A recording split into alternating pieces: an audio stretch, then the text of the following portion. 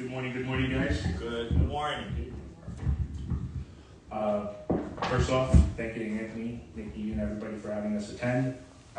Really want to kind of dive in. If you guys have an option to scan that QR code when you get a chance, or on any of the handouts that's on the table, you guys will get a copy of the presentation that I'm going to go through right now. So you guys will have access to it. It will be on the corner right. It says seminar. Okay. But do you mind just fiddling through? Yeah. So again, my name is Abdel. I'm the owner of Paramount Residential Mortgage Group with Got Mortgages. We're a licensed mortgage direct lender throughout the entire nation. We lend throughout the entire nation. I also own and operate mortgage and real estate licensing school as well. So I take a very, very heavy emphasis on education and communication. One of the biggest things about the real estate industry, as most of us have been seeing over the last few years for quite some time, there's a lot of changes, right? From various changes to interest rates, various changes to COVID, changes in terms of employment, and what are some of the requirements now if somebody, essentially gets laid off. Previously, you used to have to wait 2 years to go back to employment. It's now changed where if it's under 6 months, right when you're going back to work, we can actually take that next pay stub. So very, very important for us alongside our real estate partners to make sure that we're well versed, because every single consumer situation is more or less unique to their individual needs, right? So on the next slide, starting off essentially the agenda for today, I'm going to go over really briefly a general idea of what the home buying process is. It is essentially the same, right? Whether you're buying a multifamily home, single condo, with a few different changes throughout the process, right? Has anybody here heard of an appraisal? Heard of an appraisal? And then an inspection, right? So we're gonna go over kind of what is an appraisal and an inspection, how they're similar in nature, and how are they different, and who essentially requires them in order to proceed throughout the transaction. We'll also go through what I call a qualification insight.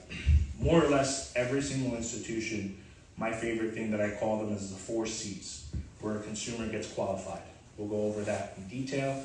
And then the last thing is 3 of the most common programs. You guys have probably heard of an FHA loan, a conventional loan, and then also down payment assistance programs. And what are some of the different variable options that are available to consumers, okay?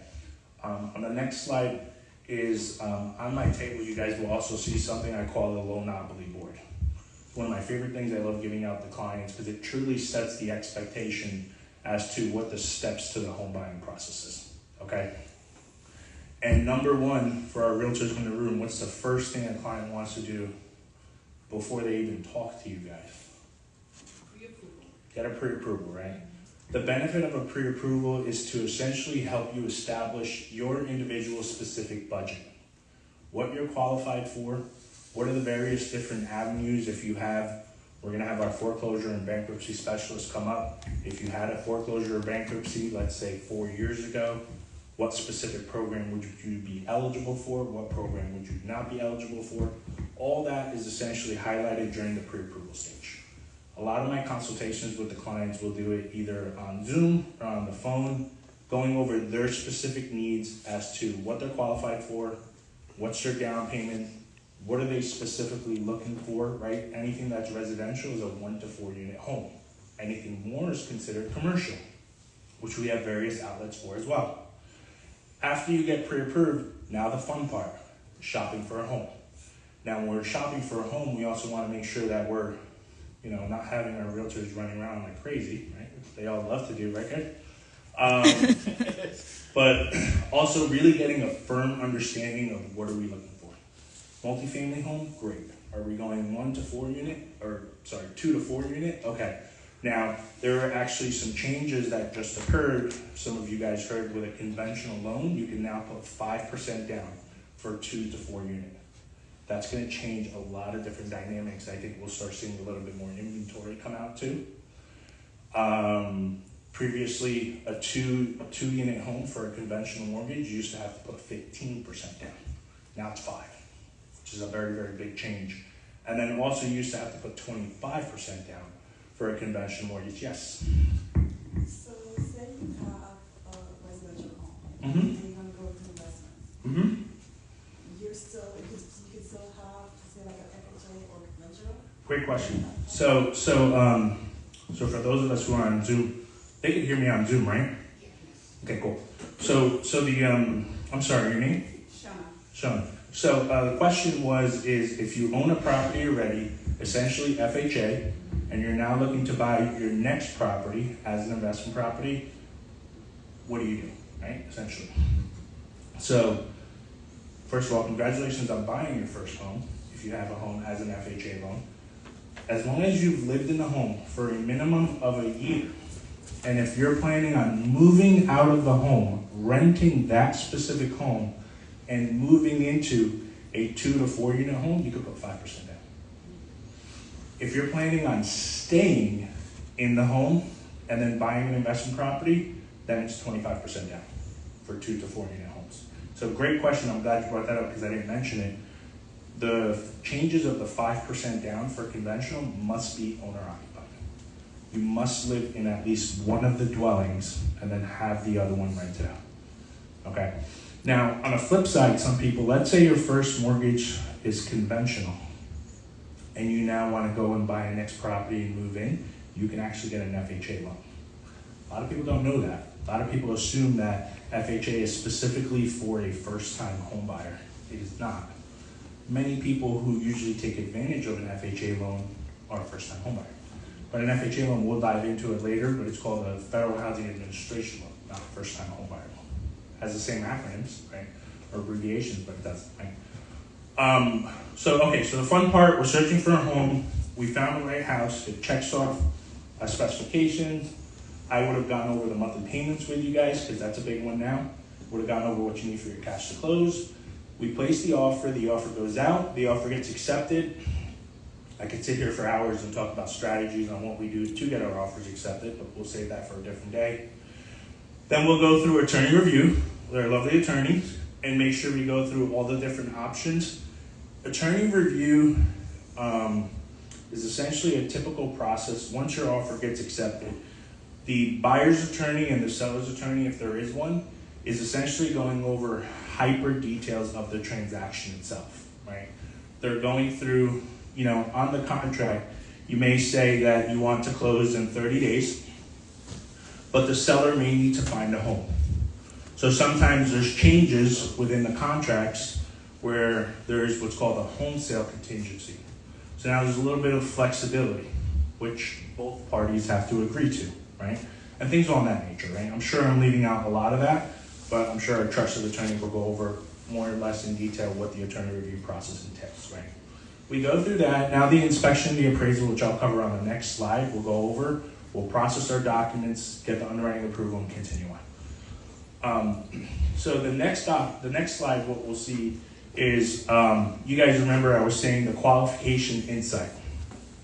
So more or less, every single consumer, when they're getting qualified for a mortgage, these are what I call the 4 C's of mortgages. These are the top 4 things that, really those are the 4 things that you're essentially approved off of. The first thing is your capacity. How many people have heard of DTI? What does DTI stand for? Debt to income. Debt to income. So now your debt is not your balances of your debt. That is what some people think. It is your monthly payment revolving balances. So we all have that annoying Capital One credit card that we have like a $5,000 balance, but we only pay like $35 for it, right? We only look at the $35 monthly payment liability, okay? So debt to income, that is probably, I would say, about like 90% of the reasons why consumers sometimes have difficulty with qualifying for a mortgage, right? It's just essentially how much you make. FHA allows you to borrow up to 56% of your total debt to income. Conventional, more or less, allows you to borrow up to 45%. So big differences, which we'll dive into. Then capital. Who wants to take a guess? What is capital? What do we think of when we hear the word capital? The money. The money, right? Essentially your money, your down payment. Where is the money coming from? And can we source it? Is it what's called seasoned? So when you hear the word seasoned, again, depending on the specific program, FHA requires us to know where the money came from for a minimum of 2 months, 60 days. Conventional is a little bit not as stringent, and it's 30 days, right? Now, if you have a home sale, obviously you're not gonna have 2 months of that, we would need certain paperwork from the home sale, which will allow us the ability to find out where the money came from. It is super important in that nature because a lot of clients that we'll deal with, I have the $20,000 or $30,000 that we need to finish the transaction, but it's in cash, right? How many of us have gone through that or have heard that, right? So a lot of times we need to make sure that you strategize in making sure that you receive a gift or you pull out from your 401k or stocks or anything of that nature, right? Then we talk about collateral. Collateral is essentially the house that you're buying, is it going to appraise and is it worth what you're planning on buying it for, right? And we're going over down payment requirements. Again, FHA 3.5% down, conventional now is 5% down. And then the last thing is credit. Obviously, we all know the better your credit score, the more of a higher ability you have to qualify. Your credit score breaks down into, we run what's called a FICO score predominantly, not necessarily a Vantage. There's 2 different types of scores. Now, when we look at your credit score, again, I would say a majority of the time why people have difficulties with their credit scores and it being light, I say light, I should say low before, but I say light now, so it's nicer. But it's usually utilization. 35% of your credit score is your utilization, and 30% is your payment history. So we were just having a conversation right now with Keisha and Tiff. We're going over consumers who are looking to potentially do a cash out refi or a HELOC. Many times their credit scores are usually lighter because they're just using a little bit more of their cards than they should, right? So when you're preparing to buy a home, we'll recap, right? We want to make sure that we're in the best possible position to have our credit score. We want to make sure that we have our money sourced, seasoned, right? We can prove where it came from based on anti-money laundering laws. We know what we're gonna buy, right? So Anthony and Nikki are not running around, and which they'll do, right? She just said it, or you guys both just said it, right? And then capacity, right? We would have gotten that good job. We got the W-2s, it's clean, it's ready to go. Whole different topic, we could talk about self-employed borrowers and how that variously changes too, because there's a difference with that as well. Nick, on the next slide, does anybody have, should we take questions at the end or in between? Let's do it at the end. At the end? Okay, cool. So, on the next slide, we will go through again very quickly inspection versus appraisal. And essentially the inspection is to check the property condition, but really look at it with what I say like a microscope, right? The inspector is going to dive in there. He's going to look at for asbestos, mold, mechanical, structural, environmental. They're going to do necessarily a radon test. I'm sure the agents have our preferred inspectors that we have that we use. They're going to check if there's an oil tank. They're going to do tank sweeps sometimes and a lot of different items on there. But the inspection really, I always recommend the client gets an inspection. It's not necessarily mandatory, but I always recommend the client gets an inspection. Even if you're buying a new construction home, because you'd be surprised. Sometimes the new construction homes are in not the greatest shape that you think. They look cool, they look nice, but that builder cut 17 different corners along the way. And I'm seeing a lot of those, unfortunately. A lot of clients we have from everywhere too, North Jersey, South Jersey, Middlesex, and they're calling me thereafter complaining about sewer line issues and water issues and stuff like that. I'm sure the contractor will dive into that a little bit more, Jay, right? And then the appraisal. Now the appraisal, many times is essentially mandatory. When I say many times, usually all the time, unless we get it waived through the automated system. The appraisal also checks the condition of the property, but mainly checks the value of the home, okay? Now this is a very, very big topic nowadays. How many clients, come and say the house is too high. The house is just, the price is way too high. Well, dude, we're gonna run an appraisal, and the appraisal is gonna tell us specifically based on, there's 3 different types of appraisals. The most common one an appraiser does is a sales comparison approach, which is within a specific radius, how many homes sold with very similar specifications. bedrooms, bathrooms, square footage. Does it have a pool? Does it have I don't think hot tubs play a role, but like a garage, this, that, small little things that are gonna add value to the home. And just like on the flip side, let's say the house needs a facelift, right? That's also going to necessarily diminish a little bit of the value of the home as opposed to, say, a brand new construction home, okay? That's essentially in a nutshell. They both check the conditions. Inspection dives in with a microscope. Always recommend you get one. And then an appraisal also checks the condition, but also checks mainly the value of the homes, okay? On the next slide, we'll dive into a little bit further. So this is something that we have for many clients who are here or who are on Zoom. You know, a lot of times when you're buying a house, you may necessarily not be ready to buy right now. And that's okay. Many of us who first wanted to buy a house, you know, we all want to buy a home or we all want to get our second home, but we may necessarily not be ready. And you guys remember we were going over the 4 C's. Let's say your credit score is not there, you don't have the money, you're not sure what you want, and then your DTI is too high. I have our own application in the App Store called Paramount Dateable. You guys can search it, put in that code, Got Mortgages 1. You get access to monitor your credit for free. You also get access to track, if you own a property already, what the value of the property is. It runs its own CMAs, which is essentially just what the values of the home is. And then you'll have access to that stuff, okay? You guys can download that after. But again, it will put you in the best position possible to check your credit. It does not affect it. And also link your bank accounts. It actually gives budgeting recommendations too. We're just gonna be like, yo, dude, stop going out, right?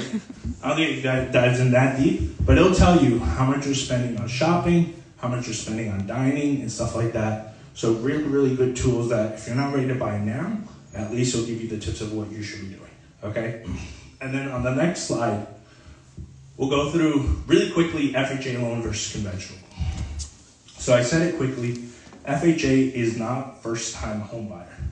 FHA is a Federal Housing Administration loan. It is backed by the Department of Housing and Urban Development, which is why usually down payment requirements are not as high. You could put as low as 3.5% down. You can also borrow up to 56% of your debt to income. So if you make $10,000, you can actually borrow up to $5,600 in total monthly mortgage payment plus total monthly minimum revolving balances. It's pretty high, right? Then we also take a look at the home. You must live in the property, must be owner occupied. And then mortgage insurance for an FHA loan, if you put less than 10% down, is for the life of the loan, okay? Now there were some changes, I think it was this year, I believe it was last year, where Joe Biden administration came out, no, it was this year. The Joe Biden administration came out and they reduced the cost of mortgage insurance. Now it's 0.55%, it used to be 0.85%. So it actually gives almost $150,000 to $100,000 of extra eligibility to a client to purchase a home, right? Because now your mortgage insurance is cheaper. Now on the next slide, a conventional loan, the down payment requirement is as low as 5% down. There is a program out there where you can put as low as 3% down, but it's based on your income. You can't make more than what's called 80% of the area median income. But for sake of topics, without diving into income, 5% down, right? Your credit score on this one needs to generally be as high as 700. They say 620. I don't think I've ever gotten a consumer approved for a conventional loan at 620. Sometimes 680, but really 700 and above is that sweet spot for a conventional loan. Now for conventional, if you want to buy the property and put as low as 5% down, again, you must live in the home, owner occupied. Now conventional allows you to buy as an investment property. If it's a single family home, 15% down. If it's a 2 to 4 unit property, that again is an investment, 25% down is the minimum requirement. We talk about mortgage insurance for FHA being the life of the loan, under 10%. Mortgage insurance for conventional eventually can go away when you reach 20% equity. So if you put 20% down when you're purchasing a home, no mortgage insurance requirement, okay? Now, a lot of people get sometimes caught up with, I don't want to buy a house, I don't want to pay mortgage insurance. Mortgage insurance can be as low as, I shouldn't say as low, but it's only about $100 to $150 a month, depending on your credit scoring variables. Not necessarily the biggest difference. I always tell consumers sometimes it's okay to have your monthly payment go an extra $100 or $150 and save $30, $40, $50,000 in your pocket. Maybe let's buy our next home. Or anybody who's a homeowner knows there's no shortage of things that may potentially come up, right? So you want to keep that saving grace, that pocket, just in case, right? And then on the next slide, and I believe this, maybe the final one, is the DPA. So the down payment assistance. So down payment assistance, the most common one that is out there that I've been really diving in super, super deep over the last 2 weeks is with the NJHMFA, New Jersey Housing Finance Agency. In most of the places up here is a $15,000 down payment assistance that you could potentially qualify for. Some places down south is $10,000. I can get you guys the specific counties, but predominantly it's $15,000. They just actually came out earlier, and now they're going to give an extra credit of $7,000, so it now can go as high as 22. Just your parent, I think the 2 requirement is your parent can't have owned a home, or your parent or your spouse could have never owned a home ever in their life. If they did, you can't get the extra 7. If they didn't, then you're eligible as a first-generation home buyer to actually get as high as $22,000 of down payment assistance, right? Now, we talk about home buyer requirements. Obviously, you need to be a first-time home buyer. So a first-time home buyer either means that you're buying a house for the first time, or you would have never owned a property within the last 3 years, okay? Eligible property is predominantly almost everything that is a single unit to a 4-unit property. It needs to be residential in nature, right? Income limits. This is where it gets tricky, right? The income limits within certain areas, I mean, right now it's obviously as home prices continue to appreciate, so do income limits at the same time. Maybe not at the same pace that we want wage growth to go up with home prices, but for the most part, again, it's based on counties. But I usually see the average norm is like $120,000 to $130,000 is the income limit for the entire household. So the entire household generally cannot make, like I said, some areas are like 140. I think Hudson County is like 140,000. But 120 to 140,000 is the income limit cap, right? And then we talked about occupancy. Again, you can't get it for an investment property. It must be for an owner-occupied home only, okay? Now, there is another requirement too. That's the biggest things about these programs, is making sure we understand all the requirements in place, right? You must live in the property for at least 5 years, and you are not allowed to refinance before the 5-year window, okay? So that is something that is very important for consumers to know. I actually didn't even know that you weren't allowed to refinance. So I really started diving deep into it over the last few weeks. If you guys see on the corner, it says, DPA is forgiven if the borrower continuously resides in his or her property, principal residence for 5 years from the loan closing date and does not refinance or otherwise convey the first mortgage. Okay, so very important for us to make sure we know that, right? And then the next slide is, as I always say, it's time, right? So probably one of the things I always run into with clients is, you know, I talk to them, they get motivated to buy a house, and then they pump the brakes, right? Life gets in the way, kids get big, so on and so forth. There's never a right or wrong time to buy a home. I say that constantly. It's within your individual situation as to what works best for you. Now, what we do simultaneously, as I'm sure a lot of other lenders do, is many of our clients from a pre-approval standpoint, we will pre-approve them if they're not 100% ready to rock at that very moment off of a soft inquiry. Meaning it does not affect their credit score at all, and it gives us the ability to set an expectation as to what they're able to qualify for. Okay? And I think that's all I got. All right. Question. What's that? I know of someone that's got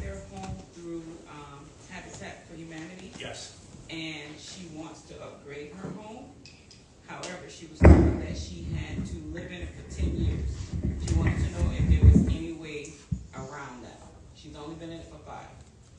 I mean, we would have to take a look at the mortgage conveyance documents, specifically how she acquired it, because again, the programs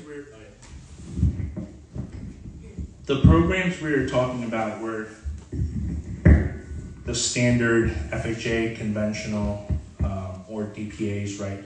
Usually whenever you have those down payment assistance, whether it's that third party involved with the NJHFMA, or there's another one called Chenoa that we do work with. Every single requirement within the conveyance documents may have necessary restrictions, for lack of better words, involved. So you could simply ask the client if you want to send me over the mortgage conveyance documents and we could look at it. Now, there are certain things that you are able to do. You know, if you're buying a house that needs a little bit of love, right, needs that facelift, there's something called a FHA 203K loan. I didn't dive into that too much, but it's like a rehab loan. Even if you're living in the property, you can actually get some money. Must be living in it, right, because FHA has that. But you can get some of those repairs financed within the loan. The contractor would essentially do the work first. I'm sure Jay loves them, right? Do the work first. Pay for the material and labor and all that stuff first, and then gets reimbursed in installments and stuff like that, right? So that's a whole different topic to talk about, but it's important. Those specific programs, the most important thing is finding the right contractor. That literally makes or breaks any 203Ks. When a client uses their own contractor I didn't recommend, I have never had one close, right? Ever. When a client has used a contractor like Jay or any colleagues we've worked with in the past who are familiar with them, we've been blessed to close them, right? There's a lot of intricacies involved like anything, right? Just like if they use a different realtor, many times they may necessarily not get the right guidance. So I hope that answers your question, but yeah. Thanks, guys. Thank you very much.